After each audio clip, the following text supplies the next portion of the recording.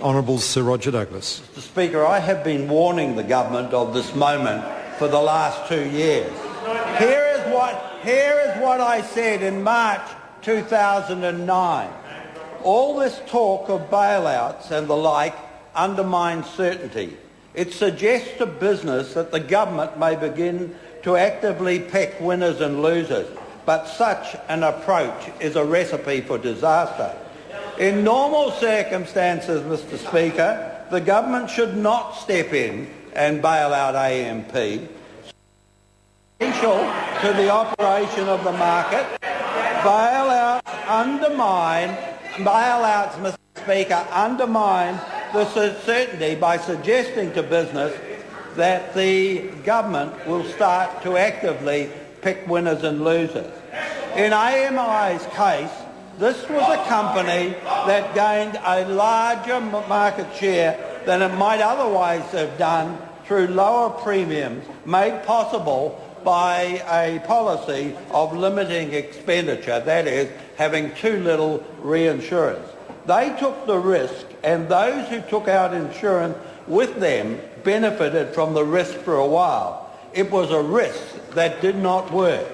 If the government is going to step in here, what about those people in Canterbury who ran a similar risk by getting no insurance at all? What is the government going to do for them? The question, however, is what do we do from here?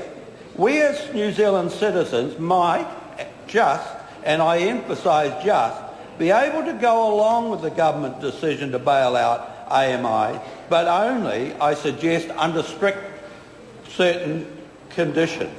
If these conditions are not met, then the bailout, in my view at least, should not proceed. There needs to be two non-negotiable conditions for this bailout. First, the government must send out an unequivocal warning to all New Zealanders that the government cannot afford, nor will it entertain any further bailout. This is it.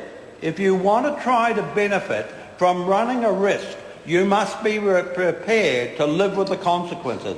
The government can no longer afford to pick up the tab. Second, that the government gets its books in order.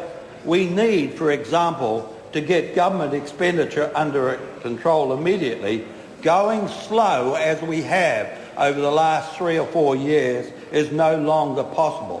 When you boil it down, Mr Speaker, the way the Minister of Finance has run the economy after the past 2.5 years and the risk that he has been prepared to take is no different in any way to the way AMI has run their business. They both lived at the edge of finance. Order. The member's agreed time has expired. Oh, I'm sorry, Mr Speaker. Te ora o Flavel. Tēnā koe, Mr Speaker, kia ora tātou. Mr Speaker, the Māori Party stands in support of the policyholders